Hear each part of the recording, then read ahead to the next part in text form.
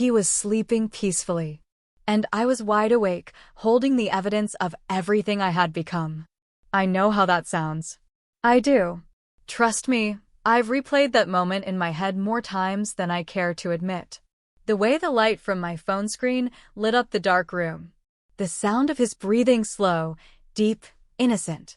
And me, sitting there, heart racing, hands trembling, staring at messages I was never supposed to answer, and a version of myself I never meant to become. You can judge me. Honestly, I wouldn't blame you if you did. Because yeah, I'm a married woman. And yeah, I crossed a line. A big one. But people like to act like affairs just happen out of nowhere. Like one day, you just wake up, decide to burn your life down for fun, and dive into someone else's arms. But that's not what happened. That's not my story. Behind every mistake, there's a reason. A moment. A wound that never quite healed. A part of you that's been starving for so long, you forget what fullness even feels like. And mine? Mine began the day Liam walked into my life and flipped everything upside down. He was younger, beautiful in that effortless, boy-next-door kind of way. But it wasn't just his looks. It was the way he noticed things.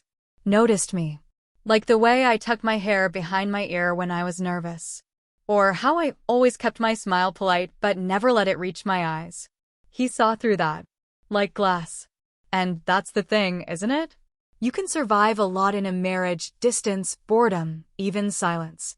But when someone comes along and sees you clearly, deeply, it awakens something.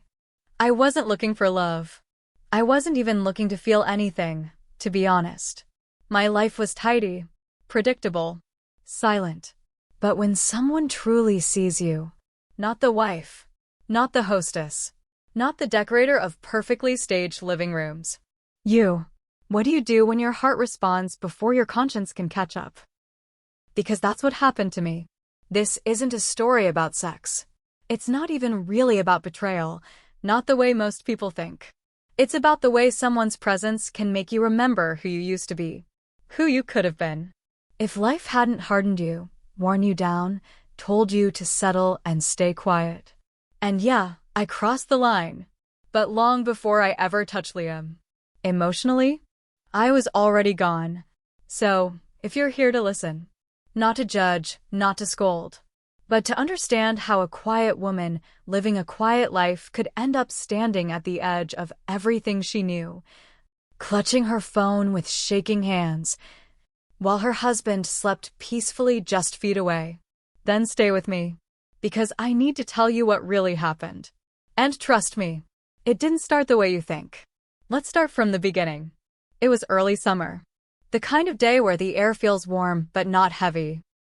Where the sun slips between the trees just enough to kiss the edges of your skin and make you pause, just to feel something. I was standing by the window of my kitchen, barefoot, holding a cup of lukewarm coffee, watching a U-Haul back into the driveway next door. Another new family. Or maybe just a visit. I didn't know, and honestly, I didn't really care. That was the rhythm of my life. Wake up, go through the motions, keep things looking perfect. On the outside, everything looked fine. Inside, it was like living in a museum. Quiet, clean, untouched. I'm Isabelle, 38, interior designer. Married for nearly 12 years to Ethan, who works in software.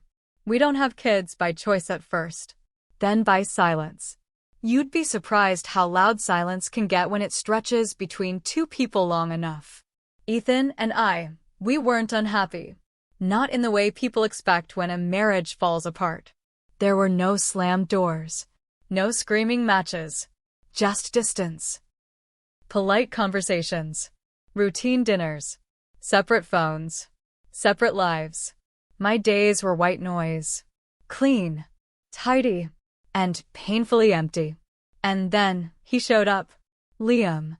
He was helping his parents renovate the house next door for the summer. Said he had just left the military, something about taking time to figure things out. 26. Athletic. Sun-kissed skin, and those kind of arms that look like they've actually done real work. But it wasn't his body that caught me off guard. It was his presence. He was energetic, bright-eyed, the kind of man who looked you in the eye when he spoke, the kind who noticed things. And God, I hadn't been noticed in years. The first time we spoke, it was simple. He was carrying a toolbox across the yard and saw me struggling to open the side gate. "Want a hand?" he called out, already halfway over before I could answer. His voice was warm, confident, but not arrogant. And when he smiled, it was that easy kind of smile, the kind that made you feel like you were safe, even when you didn't know you needed to be.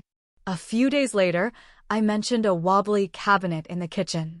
Half joking, he offered to come take a look. I said sure, thinking he was just being polite.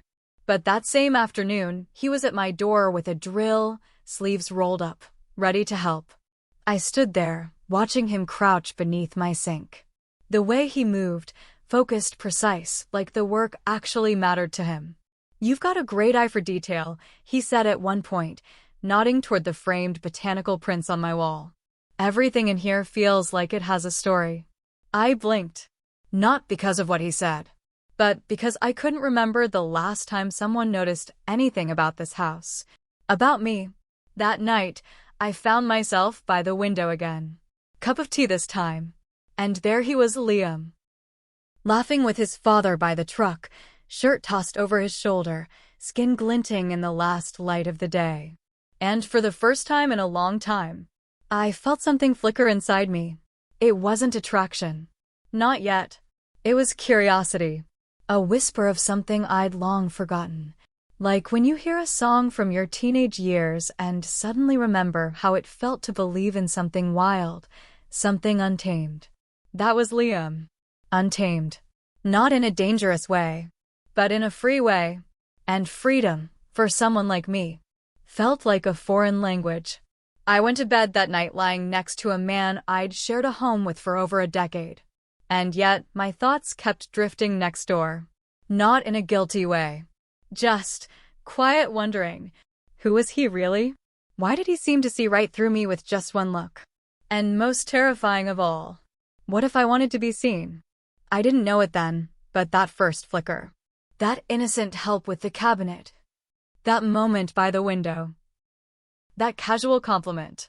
Those were the first sparks in a fire I didn't see coming. A fire that would burn everything I thought I knew about love, loyalty, and myself.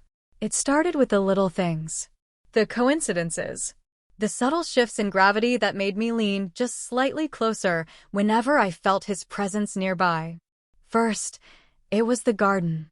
I was out there one morning, pruning the overgrown hydrangeas in my front yard, half lost in thought, half escaping the house. And there he was. Liam. Shirt dusted with paint, holding a mug of coffee, waving like it was the most natural thing in the world to see each other again. "Looks like you've got the green thumb," he said. I laughed, just a small laugh, but it felt genuine. Real. I hadn't heard that sound from myself in a while. Then it was the mailbox. Then the sidewalk. Then the local cafe where I stopped for an espresso after my morning client meetings. It was never planned. Never expected. But each meeting felt like it had a pulse, like the air between us thickened every time we said hello. We started talking more. Just casual things at first, music, books, travel. He had this habit of asking questions that made you pause. What's a city you'd run away to if no one could find you? Or, if your life had a soundtrack, what would be playing right now? And God help me, I started thinking about my answers long after he walked away. I began looking for him. Even if I told myself I wasn't. I'd water the plants around the time I knew he'd be outside. I started lingering at the cafe, flipping through magazines I didn't even care about, hoping he might walk in. Sometimes he did. Sometimes he didn't. But the waiting, the possibility, was intoxicating in its own way. One night, everything changed. In the quietest, most unassuming way. It was raining. That soft kind of summer rain that clings to your skin but doesn't chill you. I'd just gotten back from the grocery store, arms full, trying to juggle 3 bags and my umbrella, when I heard a voice behind me. "Need a hand?" I turned. Liam was standing there, already drenched, hair clinging to his forehead, holding his hands out like it was second nature to help me. I should have said no. I didn't. We got inside, both of us soaked, laughing as water dripped onto my hardwood floors. I handed him a towel. He made a face at the storm outside and said, "Guess I'll wait it out." I made us tea. Chamomile. We sat in my kitchen, 2 mugs steaming between us, the windows fogging up from the heat inside. He asked about the novel on my counter. I told him I hadn't had time to read lately. He said, "Make time. It's the only way to escape without moving." And I felt it then. That pull. That tightening sensation low in my stomach. Not lust. Not yet. It was awareness. The kind you feel when someone sees you not as a label wife, neighbor, designer, but as a woman. A breathing, thinking, feeling woman. And then, the smallest things became earthquakes. His fingers brushed mine when I handed him the sugar. And I didn't pull away.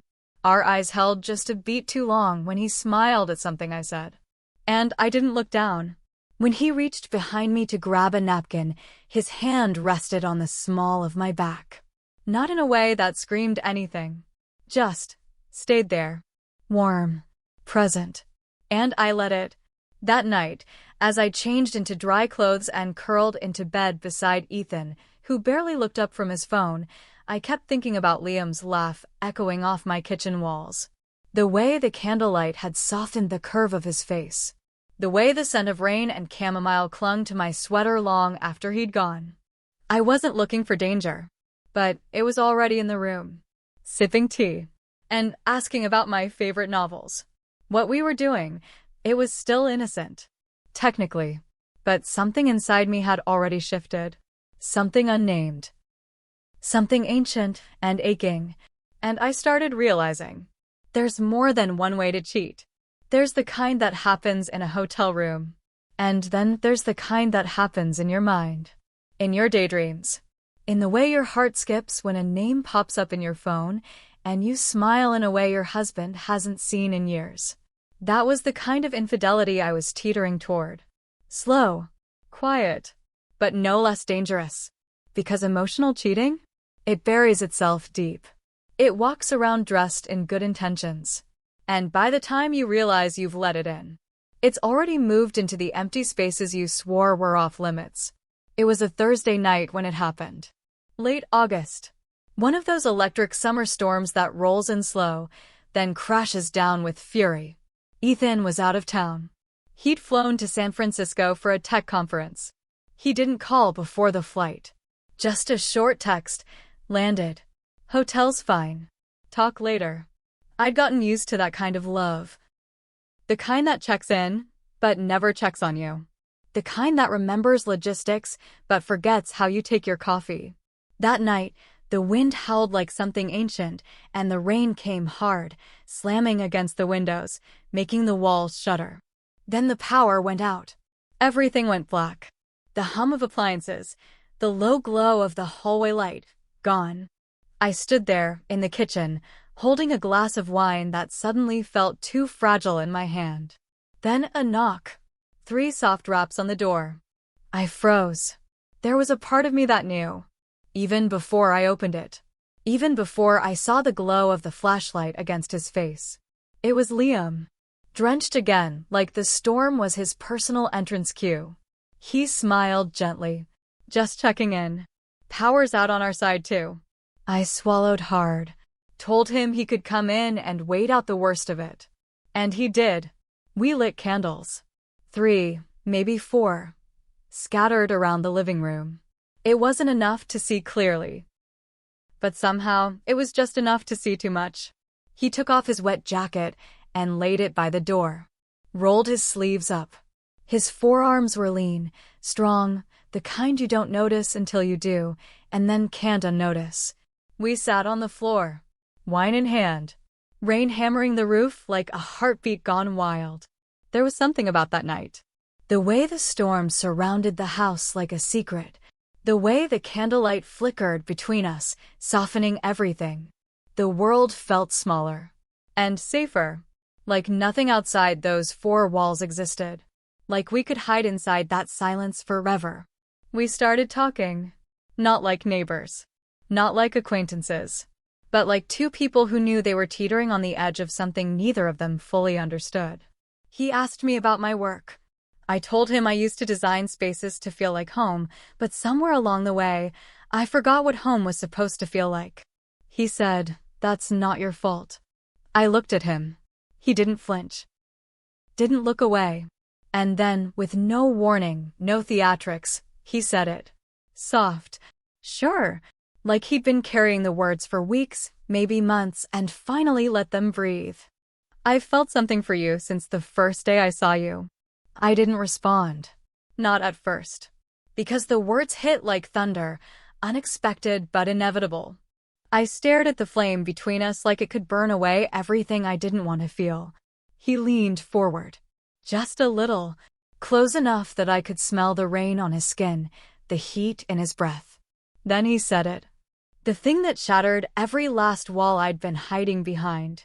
"You don't have to pretend anymore." And in that second, the dam inside me broke. I had spent years holding it all together. Smiling when I was empty. Laughing when I was lonely. Pretending everything was fine while my soul withered quietly in the background. But Liam saw through it. All of it. He looked at me like I was real. Not a wife. Not a hostess. Not a label. Just me.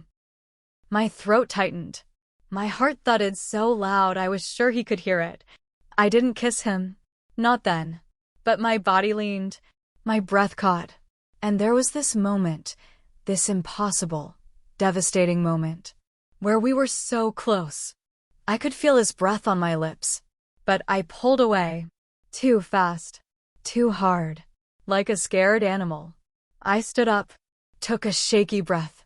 Said, "This can't happen." My voice didn't sound like my own. It sounded like someone trying to convince herself of a truth she didn't believe anymore. He didn't argue. Didn't reach for me. He just nodded. And for a second, I saw something in his eyes. Not rejection. Not anger. Just sorrow. And understanding. He left quietly. Didn't say goodbye. Didn't look back.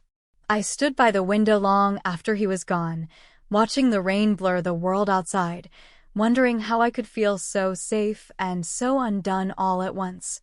I went to bed that night alone. The bed felt bigger, colder, and my body, it remembered everything, not the touch. Because there hadn't been one, but the almost. The aching, dangerous almost that lingered like a ghost in my chest. The days that followed were slow torture. I told myself I'd imagined it. The way his voice softened when he said my name. The way his eyes didn't look at me. They searched me. Like he was listening to something I hadn't even said out loud. I busied myself with work. Pulled open old design files, rearranged bookshelves, deep cleaned the kitchen. I smiled at Ethan over dinner and nodded through his talk about servers and code and someone named Darren from accounting. But my body was still in that candlelit room. Still sitting across from Liam, hearing his words echo like a secret hymn I couldn't unhear. For days, I avoided him. And then, I didn't. It was a Saturday. Early afternoon. The sun was too bright. The silence in the house felt loud, sharp, like the hum of a fridge that never stops. Ethan had gone golfing with his coworkers. One of those rare weekends he didn't ask if I wanted to tag along. Not that I ever did. I stared at the cabinet door in the kitchen, the one Liam had fixed weeks ago. My fingers touched the handle slowly, as if memory lived in the wood. And then, I texted him. "Hey, if you're not busy, can you help me with something in the garage?" It was the safest lie I could think of. Even typed, it felt like crossing a line. He showed up 20 minutes later. T-shirt. Work gloves in his back pocket. No questions. Just a crooked smile that made something inside me twist. We didn't go to the garage. Not really. I stood at the doorway, holding it open as he stepped in. The house was quiet. Too quiet. I could hear my own pulse. And his breath. Steady. Calm. Like he knew why he was really here. Like we both did. He reached for a light switch that didn't need flipping. I laughed nervously. He stepped closer. And then I felt it. His hand. Brushing mine as he asked, "What did you need help with, Isabelle?" I didn't answer. Couldn't. I was too busy trying to keep my voice from cracking, my knees from giving in. I looked up at him. And for a second, just a second, everything around us fell away. No husband. No guilt. No history. Just breath. Just now. He leaned in. Slow, careful, like I was a door he wasn't sure he was allowed to open. But I was already unlocked. And when his lips touched mine, it didn't feel wrong. It felt like waking up. Like my soul had been trapped underwater and someone had finally pulled me to the surface. There was no rush. No urgency. Time didn't speed up. It slowed down. His hands weren't greedy. They were reverent. Curious. Like he was trying to memorize what longing felt like in real time. My fingers found the back of his neck, the edge of his jaw. I was shaking. Not from fear. From the realization that I hadn't felt alive in years. We didn't speak. Words would have broken it. We just breathed. Moved. Trembled against each other in a language made of silence. And when it was over, when we were both lying still, side by side, hearts pounding louder than the clock on the wall, I knew something had shifted permanently. Not just in the room, but inside me. The affair didn't begin with passion. It began with permission. Permission to feel, to want, to be wanted. And once I let it in, it grew like fire, fast, greedy, and impossible to contain. Liam became my escape. My secret world. We'd take long drives, windows down, music low, hands brushing between gear shifts. We'd sit in his truck at the edge of the lake and talk about everything we weren't supposed to want. He'd text me at midnight, "Thinking of you." I'd lie awake with a smile, even as Ethan snored beside me. I started dressing differently. Just subtle changes. Lipstick on a Monday. Perfume for no reason. I told myself it was harmless. That no one noticed. But I noticed. And so did Liam. Every time we were together, it felt right. Like the world made sense again. Like I wasn't invisible. But every time we weren't, the guilt clawed at me. A slow, aching pull that lived just behind my ribs. I'd sit across from Ethan at dinner, listening to the hum of his spoon scraping the bowl. And I'd think, "You have no idea who I am anymore." I lied easily. Too easily. Girls' night. Late client meeting. Phone calls from my sister that never happened. I hated myself for it. But not enough to stop. Because the truth is, when something makes you feel seen again, when it reminds you of everything you thought you'd lost, you don't give it up. You cling to it. Even when it costs you everything, the thrill was real. So was the shame. I lived in the space between. But every time Liam touched my hand, every time he whispered my name like it was sacred, I chose him. Not out loud. Not officially. But in my heart. He was already the place I called home. I tried to pretend everything was the same. But it wasn't. And people notice. When someone who's always faded into the background suddenly begins to shine. Ethan was the first to notice. Not in the way I wanted. Not with warmth. Or interest. But with suspicion. It started small. An extra glance when I walked into the room. A pause before answering me.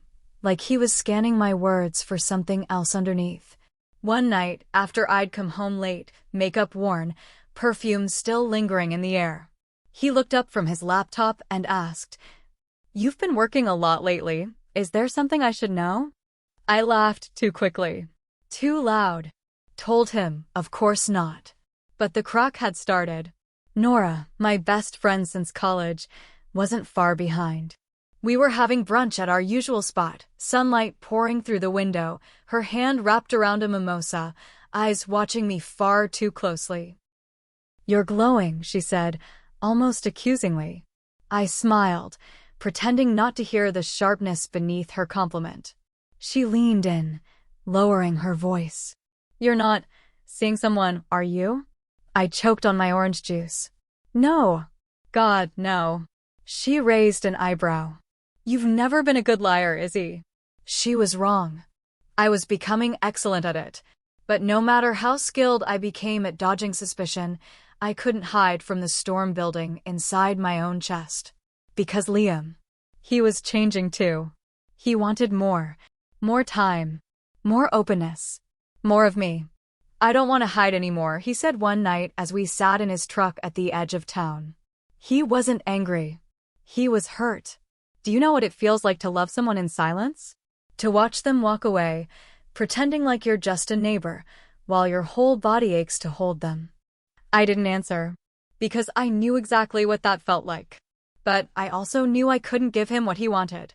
Not without breaking everything. I was tethered. To a man I no longer loved.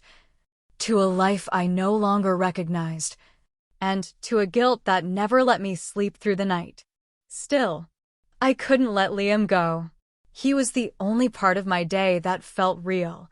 Things started to unravel fast. I missed dinner plans with Ethan, forgot entirely. When I walked through the door, he was already eating alone, the candle flickering in a puddle of wax. You didn't even text, he said, not looking at me. I'm sorry, I lost track of time. He stood slowly, took his plate to the sink, and said nothing. That silence said everything. I knew it then. The man who had once overlooked me was finally paying attention. But not in the way I'd hoped. He started asking more questions, checking my calendar, showing up unexpectedly at my office. And Liam.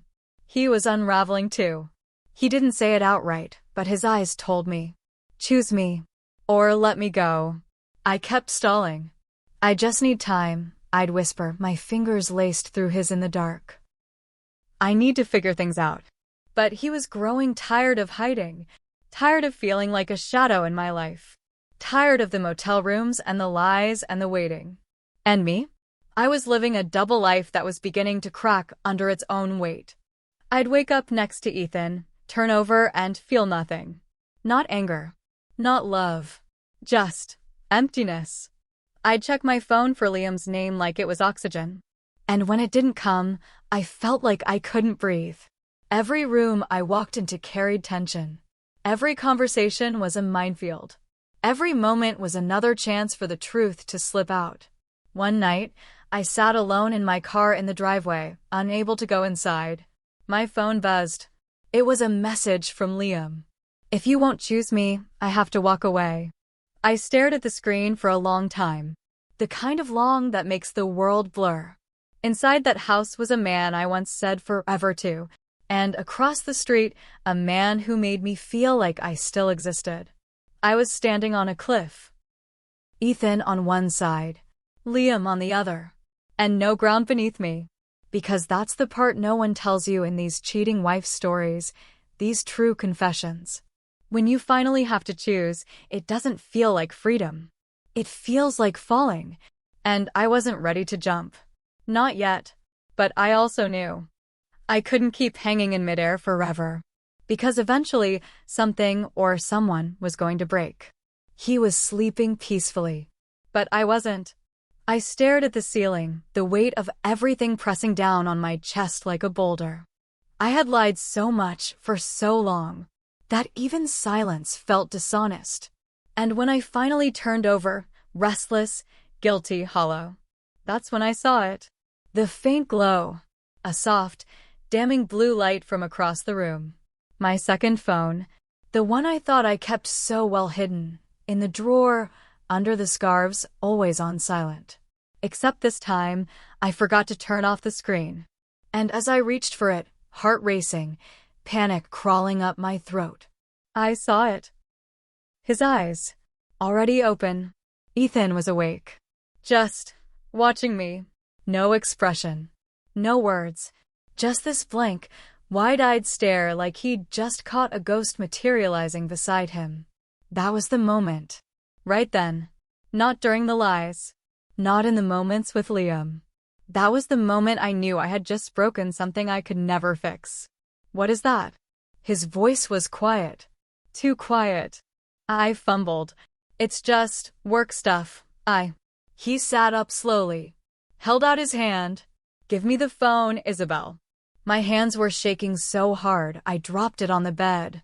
He picked it up, opened the screen, and then stillness. Just stillness.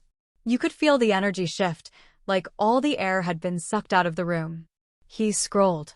His eyes scanned messages, photos, voice notes. And then he turned to me. How long? I didn't answer. Couldn't. How long, Isabelle? The explosion came like thunder after a long buildup of suffocating pressure. I tried to explain. I didn't mean for this to happen. You didn't mean? His voice cracked. He stood, pacing, then stopped and slammed his fist against the doorframe. I gave you everything. I broke my back working so you could have your little design business, and this is what I get. Some 20-something neighbor sneaking into my house behind my back. Tears burned down my cheeks before I even realized I was crying. I was lonely. I screamed back, almost choking on it. I was dying in here and you didn't even notice. Then, a knock. 3 short, nervous taps. My heart dropped into my stomach. No. No. No. I rushed to the door, tried to block it with my body. Don't answer that, I whispered. But it was too late. Ethan yanked the door open. And there he was. Liam, in jeans and a hoodie, looking wrecked, like he hadn't slept in days. His eyes darted between Ethan's clenched jaw and my tear-stained face. I just wanted to talk to her, Liam said quietly. Ethan didn't even speak. He just slammed the door in his face with so much force the picture frame beside it fell off the wall. I stood there, frozen, between the man I hurt and the man I had betrayed him with. Ethan turned to me, his voice low but vicious. I want you out. Tonight. I tried to gather my thoughts, my things, my dignity. But everything felt like it was shattering in slow motion. This wasn't just the end of an affair. This was the implosion of a life. The unraveling of every lie. The consequence of every choice. Liam texted again. Are you okay? I'm still outside. I didn't answer. I couldn't. Because the chaos I'd created wasn't just around me now. It was inside me. And, for the first time in months, I wasn't thinking about love or passion or desire. I was thinking about destruction. The kind you don't come back from. The kind that lives in your bones. Long after the fire's gone out. After the storm came the silence. Ethan didn't just ask me to leave. He didn't yell or cry or beg me to stay. He just stopped looking at me. And that, somehow, hurt more than anything. A week later, I packed a suitcase and moved into a 1-bedroom apartment on the other side of town. No garden. No crown molding. No Liam. No Ethan. Just me, and the echoes of every choice I made. The first night alone, I sat on the floor, surrounded by half-unpacked boxes, an unopened bottle of wine, and a silence so thick it almost had a weight. No footsteps down the hallway. No late-night texts from Liam. No Ethan in the next room, scrolling quietly and not touching me. Just me. And for the first time in years, I had no one to blame. No distractions. No excuses. Liam texted, called, emailed once. But I didn't answer. Not because I didn't care, but because I cared too much to let him be the next escape route I ran to. He had become a mirror. One that reflected all the parts of me I didn't want to face. The ache, the need, the loneliness I'd buried under routines and recipes and I'm fines. So I stopped answering. I let him go. And then came the quiet rituals. The small acts that, together, became a kind of healing. I started journaling every morning, 10 minutes of truth, no edits. Sometimes I wrote, I don't know who I am anymore. Sometimes I wrote nothing at all. I started walking barefoot on the beach after work. Just me, the ocean, and the ache. And slowly, the ache softened. I started therapy. At first, I hated it. I didn't want to dig up the roots of my choices. I wanted a quick fix. But week by week, layer by layer, I peeled back the stories I'd told myself. That love had to be earned. That silence was safer than conflict. That being seen meant being chosen, even if it was by the wrong person. One morning, I woke up, and the first thought in my head wasn't guilt, or shame, or longing. It was quiet. And peaceful. And mine. I didn't just lose Ethan. I didn't just lose Liam. I lost the version of myself I had been pretending to be. The woman who smiled through disconnection. Who played the role of the good wife while crumbling inside. Who waited for someone else to validate her worth. That version had to go. And in her place, someone quieter emerged. Someone honest. Lonely sometimes. But real. I still keep that second phone in a box under my bed. Not because I plan to use it, but because it reminds me of a truth I'll never forget. That you can lie to the world. You can even lie to the people who love you. But the hardest lies to live with are the ones you tell yourself. The silence hurt, but it was honest. And that's where real healing begins. It had been almost 2 years. 2 years of slow mornings, quiet healing, and learning how to live without chasing someone else's heartbeat. I was in a small bookstore, one of those cozy, old places that smells like pages and pine wood. I wasn't looking for anything in particular. Just browsing, passing time. And then I saw him. Liam. He was standing in the travel section, back slightly hunched, a well-worn leather jacket slung across his arm, thumb absently tracing the edge of a book about South America. He looked older. Not in a bad way. In the way that life carves itself into you. Not with a knife, but with years. He had a beard now. A little more gray at the temples. But his posture, the calm, grounded way he stood, that was still him. I didn't freeze. I didn't panic. My heart didn't lurch like it once did.